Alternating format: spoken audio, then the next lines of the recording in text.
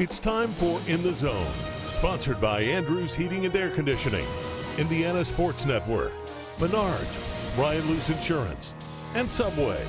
Now, with the best gridiron show in the Wabash Valley, Rick Semler and Marty Ledbetter. Good evening. I don't know about everyone at home, but I am pumped for another season of high school football and In the Zone. This is my 11th year to do In the Zone, and Sports 10's ready to bring you high school football highlights all season long from around the Wabash Valley. Now, I have a new sidekick on the show with me this year, and Marty Ledbetter. Thank you very much, Rick. After several years of being behind the scenes on Friday night, I've moved to in front of the camera into the prime seats. I'm ready to go. The question is, are you, the fans, ready to go? Tonight's action, we have highlights from 10 games across the valley.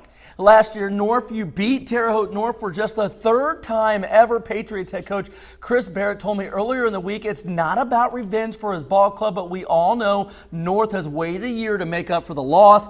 Terre Haute North hosted Northview. Usually early in the season, you see some sloppy plays. Special teams playing a big part in this game in the first half. Northview punts. Terre Haute North coughs up the football. Isaac Tolbert lands on it for Northview, but the Knights couldn't cash in on the turnover. North's turn to make a play on special teams. Matt Gower with a high booming punt that Northview misplays. Keegan Collins gets it for the Patriots, but they fail to score on the turnover. No score in the fourth. North QB Matt Gower going deep, but he's picked off by Corbin Allen. That keeps the game scoreless. Still no score midway through the fourth. North ball facing 3rd and 20. Gower rolls out, fires a perfect pass to his playmaker, Jace Russell, for a 32-yard touchdown reception. That gives the Patriots a 7-0 lead with 6:18 to play, and that score turns out to be the difference. Terre Haute North wins by a touchdown thanks to the tandem of Gower and Russell. Terre Haute North wins 7-0. Terre Haute South was looking to pull the upset. The Braves hosted 4A second-ranked Evansville Central. Caleb Stoltz finds James Mallory.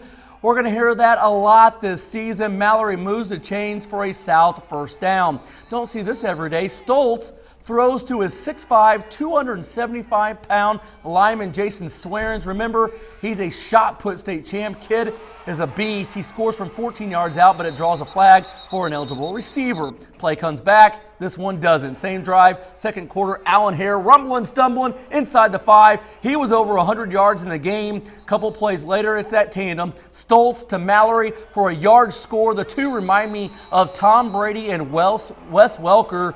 How about this? Terre Haute South delivers one of the biggest upsets on the opening night of the season. The Braves beat 4A number 2 Evansville Central 28-12. Way to go, South. It's the highest ranked opponent South has ever beaten in football. Marty. 1A North Central has gotten the best of West Vigo recently. The T-Birds have beaten the Vikings 2 years in a row. The Vikings try to end that losing streak to the Thunderbirds as they visit Farmersburg tonight. Under 5 minutes left in the first half, Dane Andrews. He's going to roll to his right, looking to the end zone, fires to the pylon and connects with Caleb Hannes for the touchdown. Vikings up 26-0 at half. Third quarter, T-Birds trying to get things going, but this doesn't help. North Central fumbles the snap, and it's recovered by Hannes. West Vigo taking over inside the North Central red zone. Just a few plays later, Andrews from the gun, Braxton Gabbard underneath the coverage, and he strolls into the end zone. West Vigo extends their lead 32-0. The Vikings snap their two-year losing streak to the T-Birds as West Vigo wins 40-8. There was also a special moment at halftime in the North Central West Vigo game tonight. The Thunderbirds retired Kagan Innan's jersey during a special halftime ceremony. Kagan was a part of the North Central football team that won their first ever sectional title last season and then passed back in December after a tragic car accident. His number will never be worn again, but his memory will live on through those who knew him. Kagan was just, kind of one of a kind. Kagan was a leader in the classroom. He was a leader, he was up at the top of his class in academics. We just don't want him to ever be forgotten. And, all of us here now today aren't going to forget, but they wanted him to be remembered always as a North Central Thunderbird. That's just the first block of our show, and we still have a lot of games to get to, including action from the 1A state runner-up North Vermilion Falcons. Yeah, they were doing their thing. Plus, Linton and Sullivan both at home tonight. Find out how the Miners and Arrows did when In the Zone returns.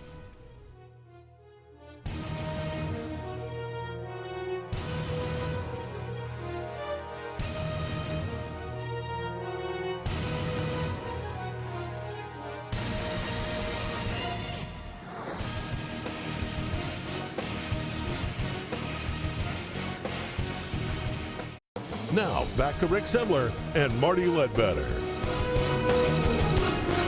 Welcome back to In the Zone. As successful as the Linton Miners have been, there's one team that has gotten the best of them the past few years. The Miners looking to get their first program win over the Southridge Raiders tonight at the Roy.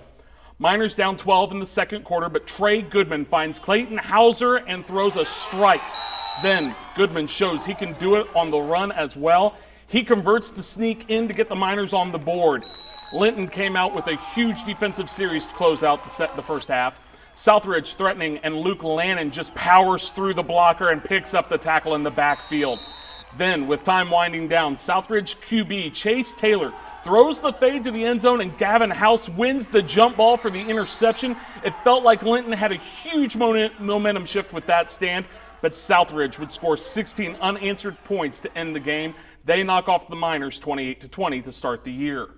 Sullivan kicked off their season at home against North Knox.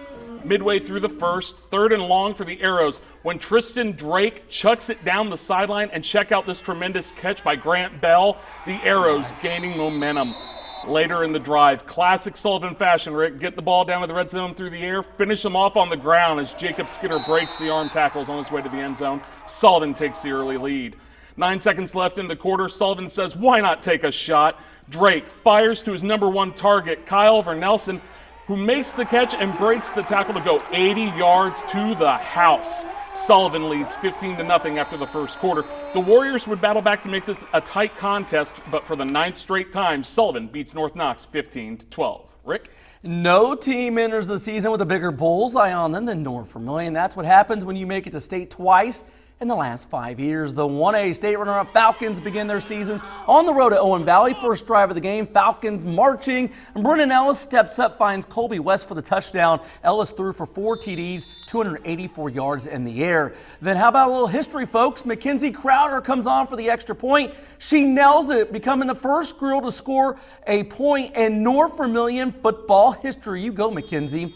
Owen Valley trying to answer, but there's this man again. It's Ellis on defense going up for the interception. The Falcons make the most of the turnover. What can he do, Marty? I mean, he can get groceries, he can get the milk, he can do everything. Hand off to Wyatt Reynolds, little cutback, and he's all by himself. Reynolds takes it to the house. He rushed for 119 yards. North Vermilion starts the year off like they always do with a win, 43-8. They've won 15 straight season openers. Still to come, we have stops at Riverton Park and Park Heritage. And we head way down south in the Evansville area with Vincennes, Lincoln, and Washington. In the Zone, we'll be right back.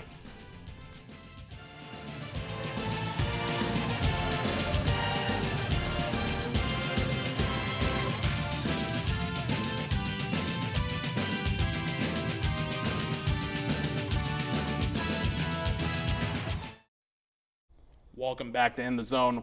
One of the best stories from a season ago was Park Heritage. In their inaugural season, they went an impressive 8-3. Bigger things are expected this year from the Wolves as they return 3 All-State players. 1A number 10 Park Heritage hosted Seeger with a nice crowd on hand, and quarterback Logan White gave them all something to see tonight. Look at this play. White scrambles, finds nothing but green grass ahead of him. What a run, and the Wolves offense was going full throttle. Rick, if you were wondering, could White do the same thing with his arm too? The answer is yes. I think he can do whatever he wants to do. Because he finds this rocket here is reeled in by Anthony Wood on the other end. White finished the night with 7 total touchdowns. I'll tell you what, there's 2 really good quarterbacks to watch in the northern area. The offense was unreal tonight, but the defense came up to play as well. Check out this group effort with the gang tackle to come up with the big fourth down stop. How about those Wolves tonight? What a start to the year, beating Seeger 52-7. Riverton Park was also looking for their first win over Attica. The Panthers trailing early, but putting a nice drive together here. Derek LeBron drops back and connects with Brandon Hazard for the big play.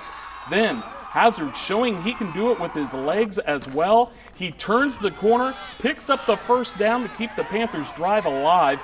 Down in the red zone, RP smelling the end zone, and they give the rock to Keaton Allen, who bullies his way in for the score. That score tied the game early, but Attica would control things from there as they went on to beat Riverton Park 50-6. Vincennes Lincoln was looking to win their 4th straight season opener. 3A 11th ranked Alice's opened their season in Evansville. Bossy first quarter. Julius Hardiman checking in at quarterback. He takes a 2-yard plunge to give the Alice's a 6-0 lead. Now it's time for the defense to shine on 3rd and short. Hardiman with another big play. He body slams the Bossy ball carrier. That's why I didn't play football right there. The Vincennes-Lincoln defense looked like the 2000 Ravens defense. They had 4 interceptions and 4 fumble recoveries. Wow. Vincennes-Lincoln upsets Evansville Bossy. Bossy was ranked 12th, 28-10. Good start to the season for Coach Salters and company. Washington with a tough opener at Boonville, running clock in the second half. Hatches down 42-0, but still playing. Trey Reed goes deep to Seth Holtzclaw. Big gainer near midfield. 4th quarter now, Holtzclaw with a big run down inside the 10. And then Reed, he would keep it on the QB keeper. This kid's a great athlete. Going right, and he gets in for 6 right there. Nice lunge in the end zone. Tough night for Washington. Boonville, they're very, very good. They win. Boonville does 42-6. Time now for the Sports 10 Spirit Award for the night. First up, Terre Haute South. Look how rowdy they are on the I love that right there. Look at the luau. Sullivan fans, they've won the Spirit Award several times, all decked out. Love the neon color. They were rowdy. They were a rowdy bunch tonight. Oh, and Valley fans, I give them credit for coming out. It's been rough for their team the last couple of years, but they continue to cheer on their fans. Northview fans told me, Rick, get over here. We want our trophy back. I love the enthusiasm. How about that? They had neon as well. Terre Haute North fans, I'll give them credit. It was cameo, and they were rocking tonight. Impressive by the Patriots. And the Park Heritage fans, they came out in their black, and they're going to have a lot to cheer for this season. Sports 10 smashes the night. Julius Hardiman, we saw him just a second ago. I wouldn't mess with him. I just wish the ref wasn't blocking it. Look how, he just comes out of I would not nowhere. mess with him. North Central ran into a brick wall known as Ethan Burgess. He's the West Vigo kicker. You usually don't see a lot of kickers that big. He's also a lineman. He gets his meanness, of course, from his old man. Find one that can do both. That's what I say. Find you a kicker that can kick the ball a mile and also go out there and lay the returner out. Time now for our Subway play of the night. That goes to Mackenzie Crowder. She kicked this extra point tonight to become the first girl to ever score a point in North Vermilion football history. She would have made that from about 30 yards out. Impressive leg. She's a good basketball player as well. Just a multi-sport star. Congrats to Mackenzie on making history. And guess what's back for another year? The always popular Sports 10 Top 5 Fantasy Stars of the night. We had some debate going on. Now, the first couple, there was no debating. Logan White, I wish I had him on my fantasy football team.